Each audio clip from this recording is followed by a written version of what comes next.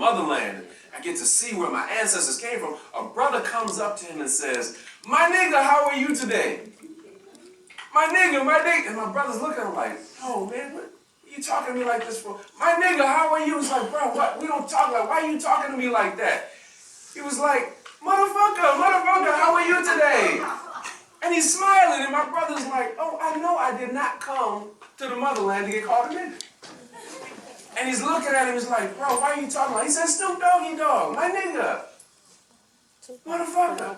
Because that's all he had heard about what it means to be African American. That's what he heard in the music. When the brothers and the sisters are making the music and they're making the videos, they're speaking into an international microphone. And the whole world gets to see that image of us, and they think all of us are like that. That serves for the justification then of the killing of Mike Brown, of the killing of Trayvon Martin, of the killing of Eric Garner, and all of the others. Ashe? Ashe. And then in the mind of most people in the world becomes justified because, well, you see how they act in the music, you see what they're talking about in the videos. Yeah, they need to be shot down. They need to be gunned down. They act like thugs and criminals. Are y'all getting this? Yes. Ashe. So these images, the music, the movies, the video, all that has a deep impact on the way not only we view ourselves, but the way the rest of the world views us. This is the cover of Jabari's book. It came out when he was 11 years old. Is 11 years old too young to write a book? No. Absolutely not. If you got something to say, I want you to purpose in your heart that maybe when you gain a level of expertise at what you're doing, that you will write and rewrite our history for us. Brothers and sisters, black people led the world. Scientific innovation, literary production, and wealth creation. I really want to mention this last part about wealth creation because some people have associated being impoverished with being black. We led the world in wealth creation. Ashe? Ashe. What I have not covered in this presentation is the influence of the Moors. Raise your hand if you've heard, as I begin to conclude, raise your hand if you've heard of the Dark Ages. Raise your hand. Okay, so you know the Dark Ages was that period in European history where there was a great deal of plagues and disease and economic problems, okay?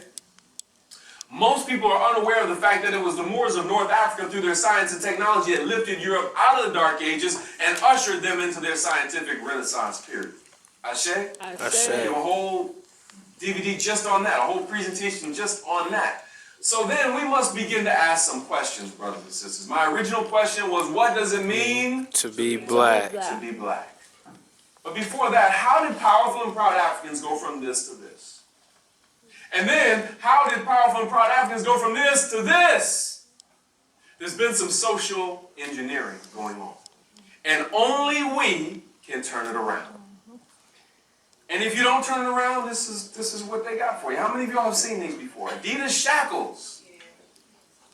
See, they'll have you put the chains and shackles on yourself and pay $200 to do it, getting you prepared for the prison industrial complex. Ashe? Ashe. We took this brother on an underground railroad trip all the way up to Canada so he could literally hold the chains and shackles of his ancestors so that when people come out with this mess, we don't fall for the okie doke. Ashe?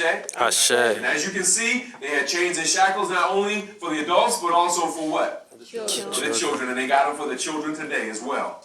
So brothers and sisters, what then does it mean to be black? Does it mean to be ignorant, uneducated, and disrespectful? No. A, does it mean B, violent, criminal, deadbeat dads and welfare mothers? Or does it mean C, outstanding, intelligent, respectful, and successful leaders? What is your answer? C. I can't hear you. What is your answer? C. Let's read that together then. What is it? 1, 2, 3. Outstanding, intelligent, respectful, and successful leaders. Well, brothers and sisters, if that's what it means to be black, and we're not pimps, players, criminals, and thugs, let's answer the question then, who are we? If you can read this, please read it with me in a strong and unified voice. 1, 2, 3, read. We are mothers and fathers, sisters and brothers, friends and neighbors who know how to help others. We are doctors, lawyers, and engineers, ministers, pastors, and spiritual seers, educators, counselors, and business owners, accountants, dentists, and even organ donors, craftsmen, plumbers, and computer technicians, architects, builders, and also electricians. We are extraordinary people with incredible history, raising families to leave a lasting legacy. Ashe. Well, brothers and sisters, if you like what you heard, we have a number of resources to help you to continue your studies. One is coming out this spring. We have a book coming out called Honoring Our Ancestral Obligations, 12 Steps to Black Student Success. And I want to leave you with the powerful words of Fannie Lou Hamer, who said, never forget where you came from and always praise the bridges that carried you over. And the powerful words of James Baldwin, because he said, our crowns have been bought and paid for. All we have to do is put them on our heads. Thank you, and God bless you.